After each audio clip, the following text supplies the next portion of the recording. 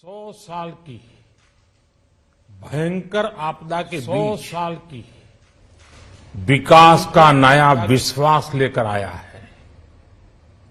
ये बजट अर्थव्यवस्था को मजबूती देने के साथ ही सामान्य मानवी के लिए अनेक नए अवसर बनाएगा।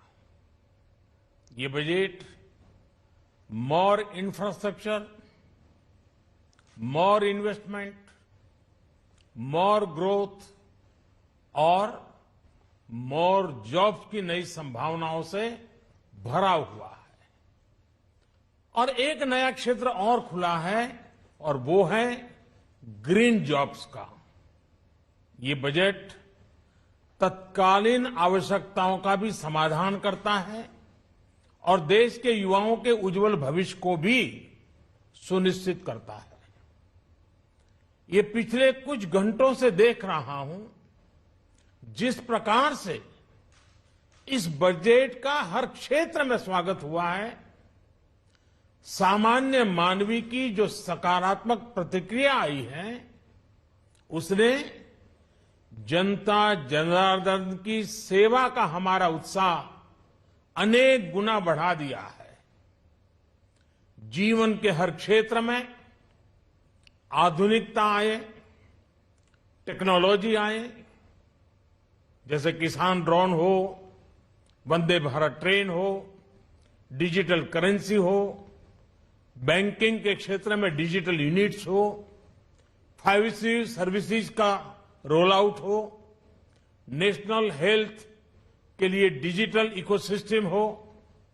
इनका लाभ हमारे युवा, हमारे मध्यम वर्ग, गरीब, दलित, पिछड़े, ये सभी वर्गों को मिलेगा।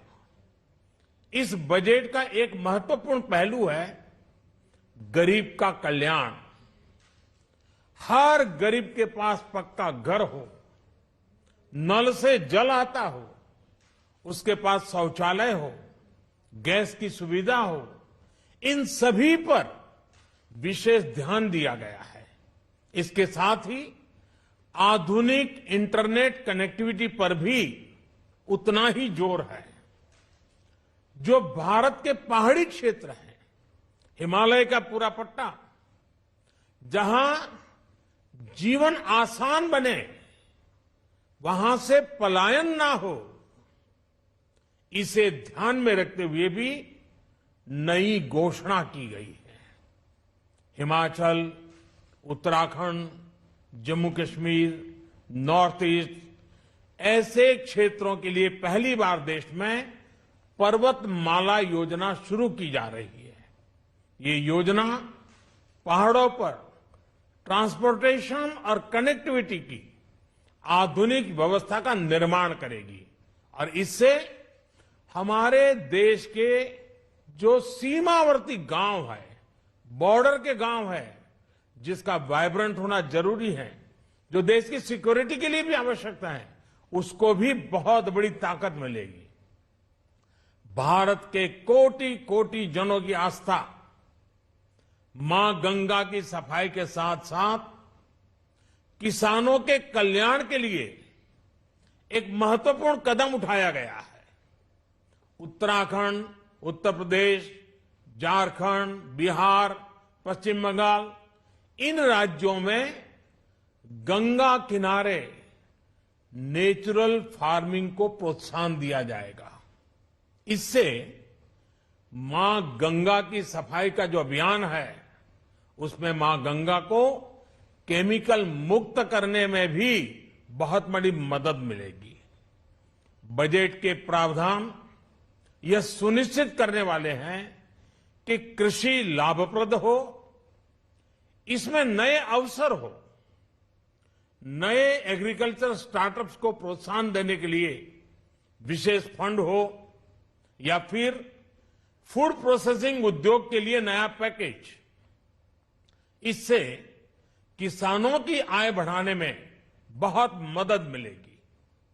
एमएसपी खरीद के माध्यम से किसानों के खाते में 2.25 लाख करोड़ रुपए से भी ज्यादा सीधे ट्रांसफर किए जा रहे हैं। कोरोना काल में एमएसएमई यानी हमारे छोटे उद्योगों की मदद और उनकी सुरक्षा के लिए देश ने लगातार अनेक निर्णय लिए थे, अनेक प्रकार की मदद पहुंचाई थी। इस बजट में क्रेडिट गारंटी में रिकॉर्ड वृद्धि के साथ ही कई नई योजनाओं का ऐलान किया गया है। डिफेंस के कैपिटल बजट का 68% डोमेस्टिक इंडस्ट्री को रिजर्व करने का भी बड़ा लाभ भारत के एमएसएमई सेक्टर को मिलेगा। ये आत्मनिर्भरता की तरफ बहुत बड़ा मजबूत कदम है। 7.5 लाख करोड़ रुपए के पब्लिक इन्वेस्टमेंट से अर्थव्यवस्था को नई गति के साथ ही छोटे और अन्य उद्योगों के लिए नए अवसर भी बनेंगे। मैं वित्त मंत्री निर्मला जी और उनकी पूरी टीम को इस पीपल फ्रेंडली और प्रोग्रेसिव बजट के लिए बहुत बहुत बधाई देता हूं।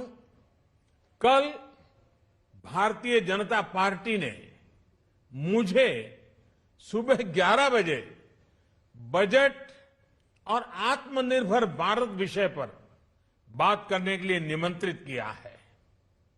कल 11 बजे मैं बजट के इस विषय पर विस्तार से बात करूंगा।